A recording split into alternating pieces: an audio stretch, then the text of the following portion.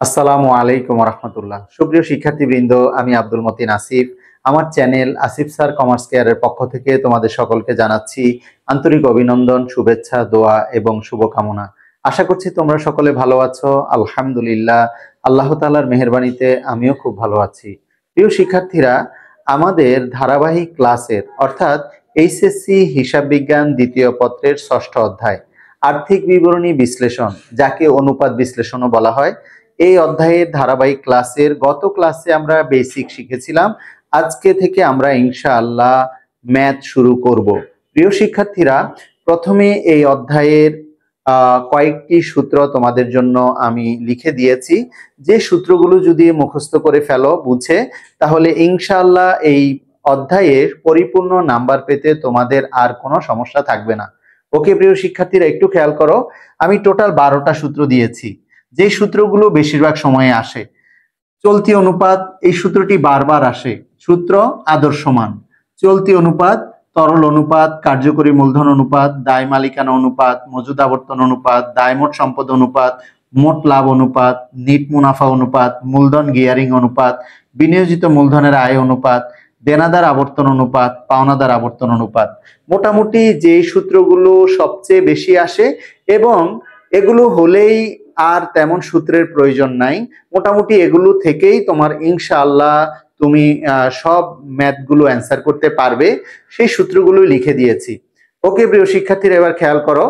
আজকে তোমাদের জন্য একটি বোর্ড কোশ্চেন সিলেক্ট করেছি, ঢাকা বোর্ড 2024, অর্থাৎ ঢাকা বোর্ড 2024-এ যে ম্যাথটি এসেছে এই অধ্যায় থেকে, সেই ম্যাথটি আজ তোমাদের জন্য সিলেক্ট করেছি। ইনশাআল্লাহ আজকে আমরা এই ম্যাথটি সমাধান করব।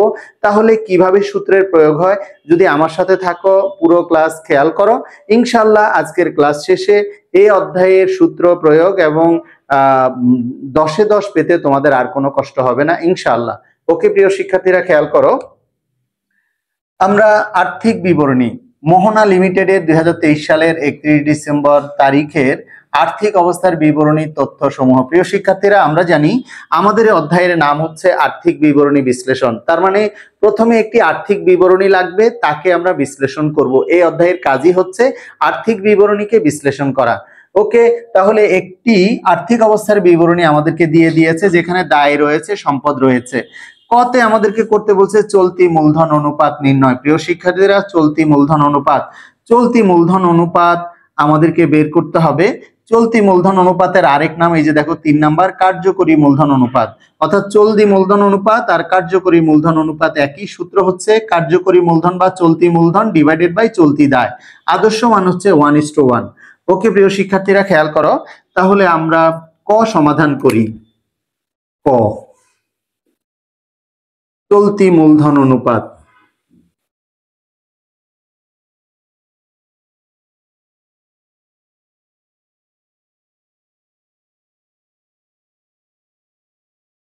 চলতি মূলধন অনুপাতের সূত্র হচ্ছে চলতি মূলধন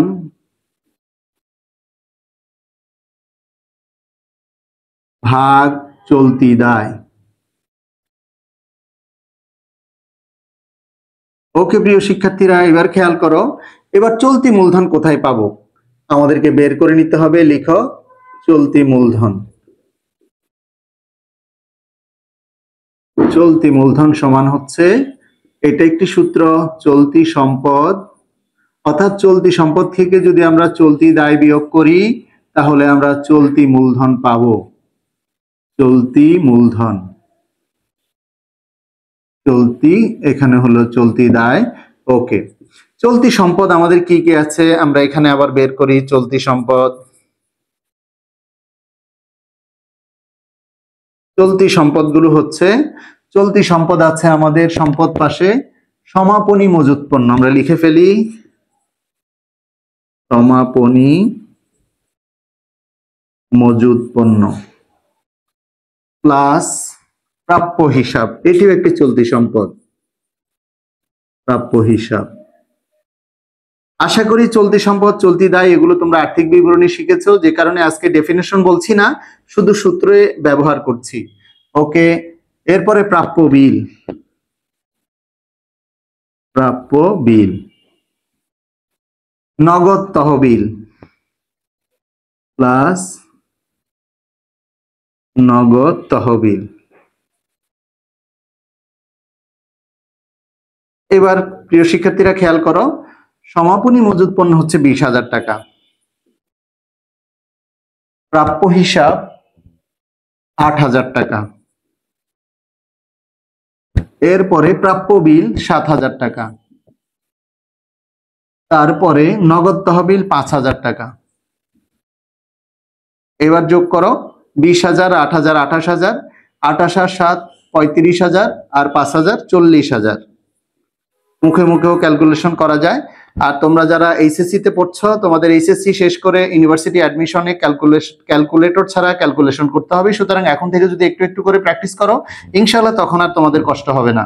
ওকে প্রিয় শিক্ষার্থীরা, 40,000 আমরা পেলাম চলতি সম্পদ। তাহলে আমরা এখানে চলতি সম্পদ লিখে দিব 40,000। এবার চলতি দায় বের করে নেই। চলতি দায়,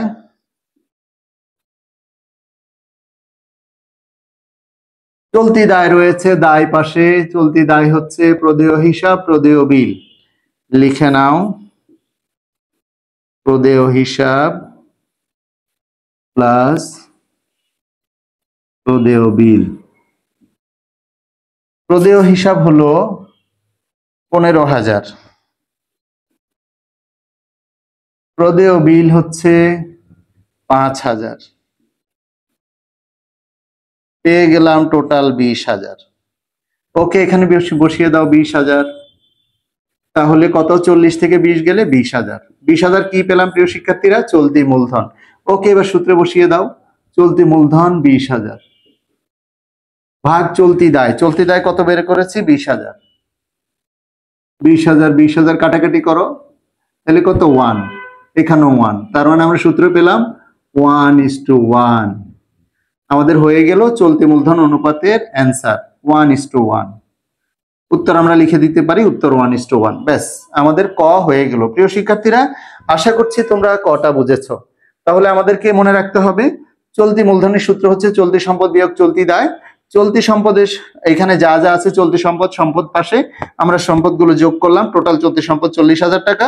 দেন সূত্রে রয়েছে হলো চলতি দায়, চলতি সম্পদ বিয়োগ চলতি দায়। চলতি দায় বের করে নিলাম দায় পাশের চলতি দায় থেকে, দুটি পেয়েছি, প্রদেয় হিসাব আর প্রদেয় বিল। দুইটা যোগ করলে 20,000। তাহলে চলতি সম্পদ বিয়োগ চলতি দায়, অর্থাৎ চলতি সম্পদ পেলাম 40,000, চলতি দায় পেলাম 20,000। 40 থেকে 20 গেলে 20,000। এবার সূত্রে বসিয়ে দিব চলতি মূলধনে, চলতি মূলধনের টাকা 20,000, চলতি দায় বের করেছি 20,000। কাটাকাটি করলে 1:1 আমরা পেয়ে গেলাম আমাদের অ্যান্সার। তাহলে আমাদের ক হয়ে গেল। ওকে প্রিয় শিক্ষার্থীরা, এবার খেয়াল করো, এবার আমরা খ করব।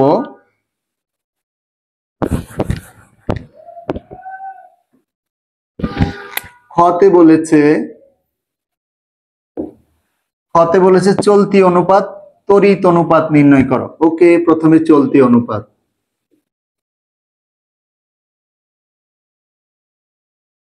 চলতি অনুপাতের সূত্র আমরা অলরেডি শিখেছি। চলতি অনুপাতের সূত্র চলতি সম্পদ ভাগ চলতি দায়। লিখে নাও চলতি সম্পদ ভাগ চলতি দায়। ওকে, চলতি সম্পদ কত পেয়েছি আমরা? 40,000। চলতি দায় কত পেয়েছি? 20,000 ক থেকে। তাহলে আমাদের কাটাকাটি করো, এখানে 0 0 যদি কেটে দাও বা ডিরেক্ট আমরা করতে পারি। 20,000 একে 20,000, 20,000 দুগুণে 40,000, তার মানে 2:1 আমরা পেয়ে গেলাম চলতি অনুপাতের অ্যান্সার। তার মানে আমাদের চলতি অনুপাত পেয়ে গেলাম। প্রিয় শিক্ষার্থীরা, খতে আরেকটি চেয়েছে তড়িৎ অনুপাত। আমরা এবার তড়িৎ অনুপাত বের করব। তড়িৎ অনুপাত, তড়িৎ অনুপাতের সূত্র দেখো লিখে দিয়েছি। তড়িৎ অনুপাত, তরল অনুপাত, অ্যাসিড টেস্ট অনুপাত, দ্রুত অনুপাত, একই কথা। তরল অনুপাত বা তড়িৎ অনুপাতের সূত্র হচ্ছে তরল সম্পদ ভাগ চলতি দায়। আমরা এখানে লিখতে পারি তড়িৎ সম্পদ ভাগ চলতি দায়। প্রিয় শিক্ষার্থীরা, এখন আমরা তড়িৎ সম্পদ বের করব। তড়িৎ সম্পদটা আমরা বের করে নেই। আমাদের চলতি দায়, এটা মুছে দেই, এটা আমরা কতে পেয়েছিলাম।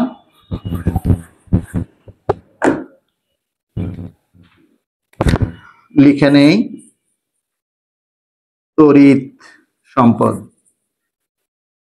তড়িৎ সম্পদ হচ্ছে, এটাও সূত্র, চলতি সম্পদ বিয়োগ সমাপনী মজুদ। বিয়োগ হচ্ছে অগ্রিম ব্যয় বা অগ্রিম খরচ। তা আমাদের এখানে চলতি সম্পদ আমরা পেয়েছিলাম 40,000 ক হতে, বিয়োগ সমাপনী মজুদ। অগ্রিম খরচ আমাদের ম্যাথে নাই, চলতি সম্পদের দিকে কোনো অগ্রিম খরচ নাই, তাই সুতরাং আমরা সমাপনী মজুদটা নিব। সমাপনী মজুদ 20,000, তাহলে 20,000 বিয়োগ করব, তাহলে দাঁড়াচ্ছে 20,000। 20,000 হচ্ছে তড়িৎ সম্পদ। তাহলে আমরা সূত্রে বসিয়ে দেই, তড়িৎ সম্পদ 20,000, চলতি দায় আমরা বের করেছি আগেই 20,000। এবার কাটাকাটি করো, 1 1 1:1 আমরা পেয়ে গেলাম। ক্ষয়ের উভয় অনুপাত আমরা নির্ণয় করে ফেললাম। ওকে প্রিয় শিক্ষার্থীরা, আমাদের খ শেষ হয়ে গেল। এবার আমরা গ করব। আশা করছি তোমরা বুঝতে পেরেছো সূত্রে বসিয়ে, কারণ এই সূত্রগুলো এখানে লিখে দিয়েছি, তোমরা সূত্রগুলো লিখে মুখস্থ করে নিবে ইনশাআল্লাহ, তাহলে ম্যাথ দেখবে যে অনেক সহজ হয়ে যাবে। ওকে, এবার আমরা গ করব। গতে বলেছে বিনিয়োজিত মূলধনের পরিমাণ। ওকে, লিখো বিনিয়োজিত মূলধনের পরিমাণ। প্রিয় শিক্ষার্থীরা, এটির একটি সূত্র রয়েছে, তোমরা লিখে নিতে পারো। বিনিয়োজিত মূলধনের পরিমাণ হচ্ছে মোট সম্পদ বিয়োগ চলতি দায় বিয়োগ ভুয়া সম্পদ অর্থাৎ শেয়ার অবহার।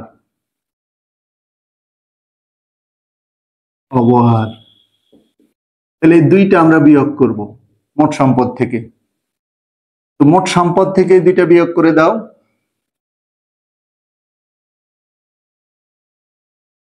বিয়োগ এখানে তাহলে আমরা যোগ দিতে পারি, অর্থাৎ এটা তখন যোগ হয়ে যাবে।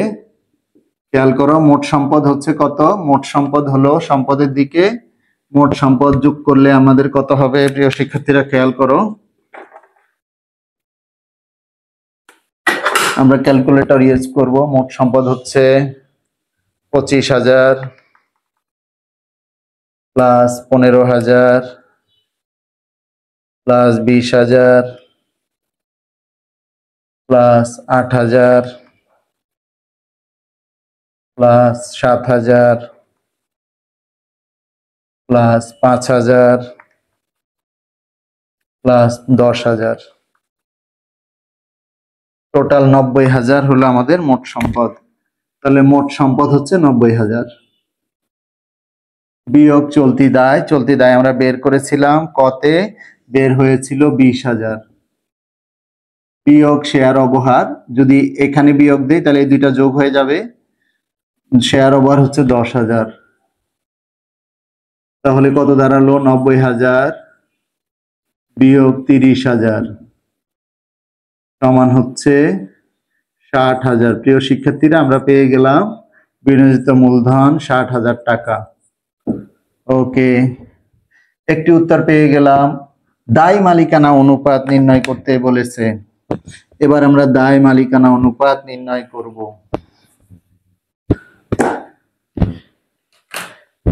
লিখে নাও, দায় মালিকানা অনুপাত। দায় মালিকানা অনুপাতের সূত্র হলো দায় মালিকানা অনুপাত বহির্দায় ভাগ মালিকানা তহবিল। বহির্দায় ভাগ মালিকানা তহবিল। ওকে, প্রিয় শিক্ষার্থীরা, বহির্দায় আমরা বের করব। বহির্দায় হচ্ছে দীর্ঘমেয়াদী দায়। এটা সূত্র, এটাও মুখস্থ করে নিবে, প্লাস চলতি দায়। দীর্ঘমেয়াদী দায় 15% ঋণপত্র 20,000 টাকা। 15% ঋণপত্র প্লাস চলতি দায় হচ্ছে আমরা ক থেকে পেয়েছি 20,000। তাহলে 15% ঋণপত্র হচ্ছে 20,000 প্লাস 20,000, টোটাল আমাদের বহির্দায় 40,000।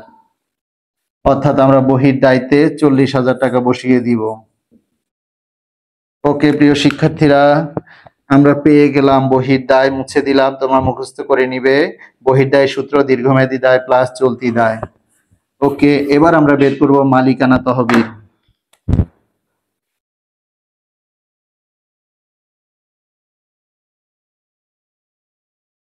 মালিকানা তহবিল হচ্ছে, মালিকানা তহবিল আসবে দায়ের দিক থেকে শেয়ার মূলধন প্লাস সাধারণ সঞ্চিতি প্লাস সংরক্ষিত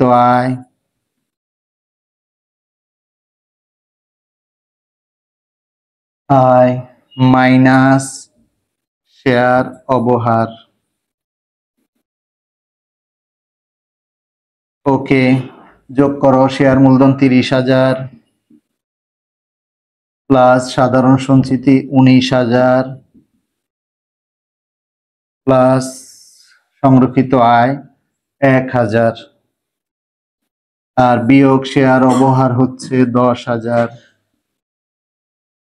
যোগ করো 30 আর 19, 49, 50,000 বিয়োগ 10,000। প্রিয় শিক্ষার্থীরা, তাহলে হলো 40,000। মালিকানা তহবিল 40,000, আমরা বসিয়ে দেই 40,000। কাটাকাটি করলে 40,000 একে 40,000, 40,000 একে 40,000, অর্থাৎ আমাদের অ্যান্সার দাঁড়ালো 1:1। প্রিয় শিক্ষার্থীরা, আমরা করে ফেললাম গ, তার মানে আমরা ক খ গ করে ফেললাম। এই সূত্রগুলো ব্যবহার করে তোমরা যদি আমার আজকের এই ম্যাথটি বুঝে ফেলো, ঢাকা বোর্ড 2024, তাহলে ইনশাআল্লাহ এই সূত্রগুলো মুখস্থ করে অনেক ম্যাথ তোমরা সমাধান করতে পারবে। বোর্ড কোশ্চেন সলভ করতে তোমাদের আর কোনো সমস্যা থাকবে না।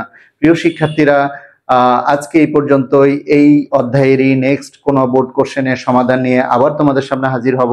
সেই পর্যন্ত আল্লাহ তাআলা যেন আমাদের সবাইকে ভালো রাখেন। তবে অবশ্যই তোমরা যারা এখনো আমার চ্যানেলটিকে সাবস্ক্রাইব করোনি, অবশ্যই সাবস্ক্রাইব করবে, লাইক করবে, কমেন্টস করবে।